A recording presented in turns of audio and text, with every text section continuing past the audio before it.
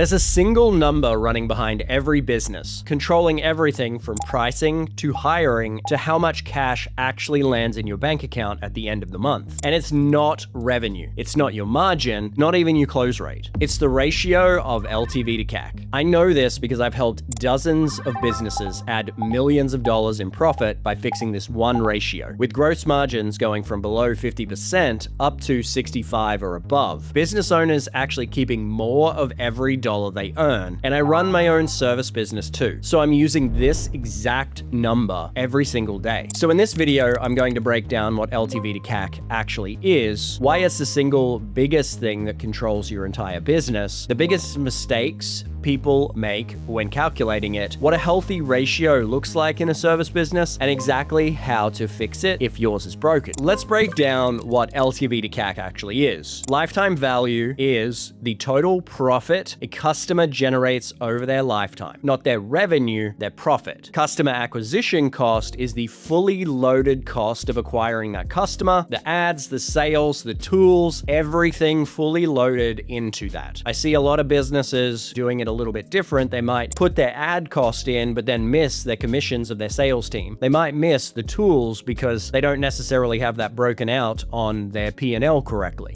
The ratio itself is lifetime value divided by your customer acquisition cost, and it tells you how much value you create for every dollar you spend to get that customer. Let's put this into really simple terms and kind of give a couple of examples on why this becomes one of the most important things within the company. Lifetime value is obviously after your delivery costs. You're a service-based business. You've got the people that are actually doing the work, maybe your merchant services, any of the softwares that you have to use to be able to do the work. We have all of that. So you've got your revenue less your cost of goods sold, which then equals your gross profit. Your lifetime value determines how long someone stays with you and how much profit you make over that lifetime of the company. When we go into a company that doesn't understand what its LTV to CAC is and how can this kind of hurt you, the customer acquisition cost, let's say, or $10,000, but the lifetime value of that customer is 5. So as you scale, you're bringing money in, but what happens is you make a loss every time you get a new client because the customer acquisition cost outstrips the lifetime value and it will never actually pay itself back. That's how a lot of companies get to a place where they scale exponentially, but they see their profits over time start to compress and it puts them in an upside down position, or they start to wonder why. It's like bringing in more customers than I ever have, but my profits are getting smaller and smaller over time. And it's kind of confusing because we're bringing in all these customers. It feels like we're winning. Revenue is going up, but the profit isn't getting baked into every single sale. You will see that time and again in companies that have an incorrect LTV to CAC. Now, the other thing to calculate with your LTV to CAC is it does take into consideration your churn, because your lifetime value is the number of months that someone is paying you money. So if your customer acquisition cost is $10,000, $5,000 is what your LTV is. Well, how do we fix that? Well, we increase how long someone pays you. We increase the price of our service so that we can get it so that it makes profit every single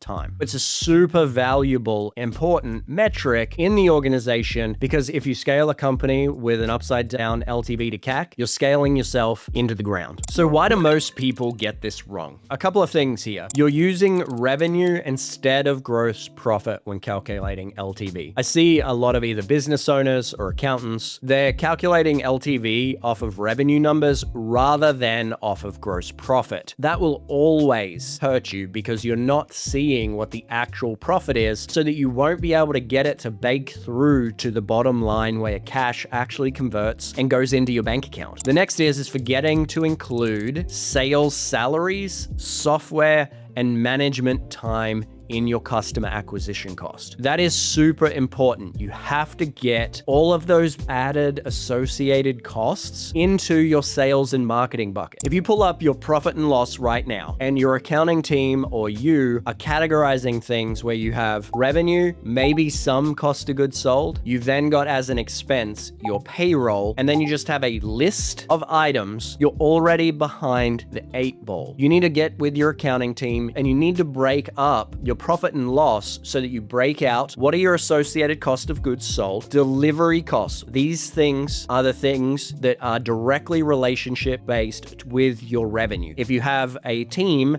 that is delivering the service that you are providing, they go under cost of goods sold. Merchant services, those types of things all end up underneath that bucket. Then you have your profit. The next thing you need to break out is your sales and marketing costs. So in your payroll, sales, commissions, bonuses to salespeople, your time. If you're spending 30% of your time, you need to break your salary out under that sales and marketing bucket. If you don't, you're never going to get to your true customer acquisition cost, and that can hurt you at scale. As you start to grow exponentially, your profits are going to shrink because you can't even see one of the most important metrics in your organization. We need to then, from there, break out our general administrative costs. Sales and marketing, G&A, and COGS. Those are the three things that will help you see what is going on within your organization, and that will then allow you to start doing these calculations correctly. The next is treating LTV like a fixed number instead of something that changes based on churn. If you have someone traditionally stays with you for 6 months and your LTV to CAC is upside down, and then you're like, okay, well, it's always 6 months, but then you make it 8 months, now you've gained 2 months of additional profit. If it's the other way and your churn rate goes up because the delivery team isn't delivering correctly or anything like that, that becomes its own existential problem. So you've got to measure this monthly, and you've got to watch the ebb and flows and make sure that you're keeping an eye on it so that your churn rate is good, your LTV over time remains stable, and you've got to look at it every single month. The other thing is, we don't just calculate this once. It needs to be a 12-month average or a 3-month average. We need to be constantly keeping our eye on it, because if you don't understand that this is a leading indicator of your success, that's going to be a problem. This is a leading indicator of profitability. So you have a lagging and leading indicator. A lagging is your revenue. A leading indicator of revenue is booked calls on your calendar, or sales calls, or people to a webinar. So if you aren't tracking it every single month and you don't see that dip or that trend starting to go down, you're immediately going to end up in a position in the next 3, 6, 8, 12 months where your profitability starts to shrink, and then you're going to wonder where your cash went. Keep this up to date reliably and consistently, whether it's your accounting team, whether it's your sales team, whether it's a C-suite person in the organization. Someone needs to have eyes on this. It is the most important thing that you can watch, and it will tell you whether you're going to be profitable enough. Now, the most important thing is, what is the ratio that signals a healthy business? 3 to 1 is the standard acceptable level. Service-based businesses should, I like to go for 4 to 6. 4 to 6 is super beneficial. If we're putting $1 into customer acquisition cost, or our sales and marketing engine, and we're making $6 back, we can immediately scale this again and again and again, because we've got associated costs and we're able to look at that. If you're below that 3 to 1, what's going to happen is you're going to buy growth, and you're quickly going to see that profit shrink because you have general and administrative expenses. You have additional expenses that you can't account for within the organization. You may have to go out and do that one-off training. You might have to go for meals and entertainment. You might have to travel. You might have to look at all of these different expenses that come in. And as we know, expenses come up all the time. So if you're at 2, all of the G&A costs and one-off expenses that you're spending these things on is immediately going to put you backwards. It's going to hurt you any time that you're in a 2 to 1 position or anything below 3. If your LTV to CAC is 20x, we're not spending enough money in our sales and marketing bucket. So I have a company right now that is at a 13x. What their bottleneck is, they are starting to get too much cash in the bank. And as a CFO, most people won't hear that there's too much money in a bank. Too much money in a bank means that you have more than 6 months worth of expenses stored in your bank account. It means that we've got to find out how to spend more money on ads, how to spend more money on salespeople, how to streamline our sales operations so that we can get more people in quickly. So if you're sitting on a 12, 13, 14 to 1 customer acquisition cost, what's going to happen is you're going to stack up too much cash,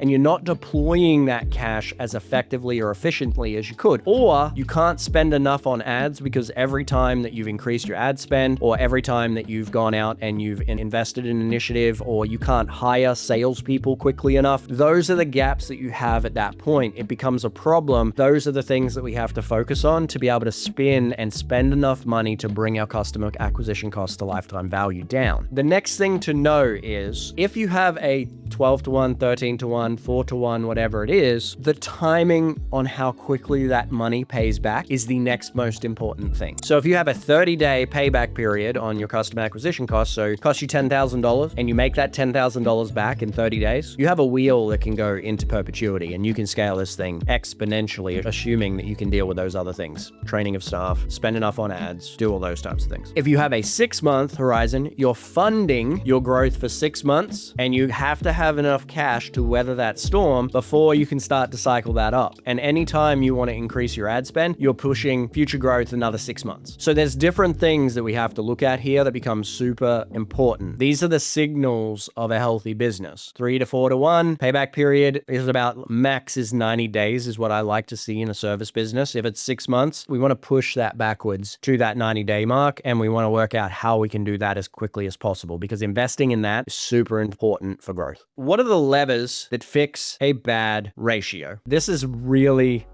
straightforward. The first thing is raising prices, and it's the easiest to do. It's usually the fastest thing that impacts LTV. So here's a free tip. If your close rate is above 40%, you can raise your prices, because 30 to 40% close rate is exactly where you want to be able to scale a company. If you're above and your customer acquisition cost is 2 to 2.5, well, we know why. It's a pricing problem. Or you've got an overhiring problem, packaging problem. We'll talk about that a different day. Second easiest thing is look at your customer base. Mark them down in red, yellow, and green. What made those customers a green customer? Is it that they're super communicative? Is it that you've become super ingrained and embedded in their company? Is it that they just like you? What makes them green? Yellow are the people that may not be communicating with you. If you're looking at my service-based business, they're not communicating, or onboarding was rough, or anything like that. They're kind of in that quiet space where they're like a ghost customer. Red, people actively that you are thinking are going to leave. So put them into those 3 buckets. Those 3 buckets will tell you how you can get people from yellow to green, red to green, and that's going to immediately start to move your churn downwards, because that's the thing that's going to increase lifetime value very quickly. Talk to your team reliably every week about who's a yellow, who's a red, who's a green, and working out how to shift those people into those green buckets, because if we can increase 12 months into 24 months, you immediately double your LTV and your churn has gone down exponentially. The other thing is if you're trying to eventually sell the company, LTV to CAC is super important, because people are going to see that they stay with you for 12, 24, 36 months, however long it is, and that's immediately going to increase the value of your company. The next is tighten the offer. So we've got 3 things: pricing, churn, packaging. Make it so that you're providing less service for the same amount of money, because that's the thing that's really going to help you right there. Scope creep lowers your LTV because you've got people in this organization, in your cost of goods sold, that are delivering the service that are able to take less customers because scope is increased exponentially. We need to watch scope creep heavily, otherwise this is going to hurt you. Next, cut wasted acquisition channels. If you don't know what is your most profitable acquisition channel, that's a problem. For example, a company that I came into recently, they were running everything off ad spend. The ad spend costs, Facebook, went up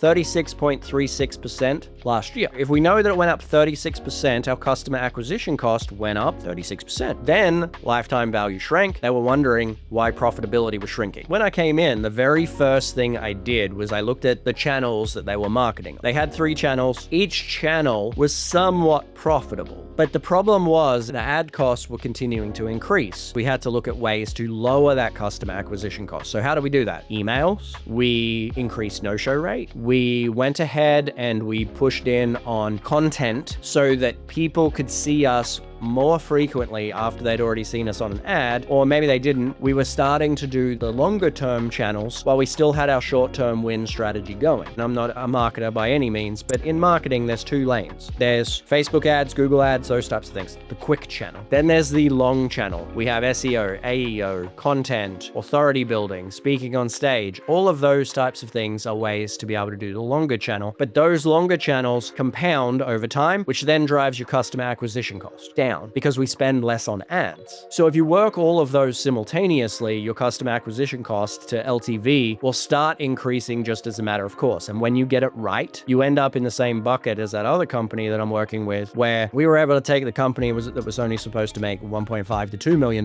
net to $5.5 million in 6 months. Simply by focusing on those things. LTV to CAC, we were able to add a significant amount of net income to the company. And now they're too profitable, and we're having a different conversation of how we can hire quicker, how we can train quicker, and how we can spend more money on ads quicker so that we can spool this company up. We're supposed to go to 35 million, but it looks like we're going to land at 45 to 50 million. One single metric allows us to add that much additional revenue, and then our profitability is going to add $3 to $4 million.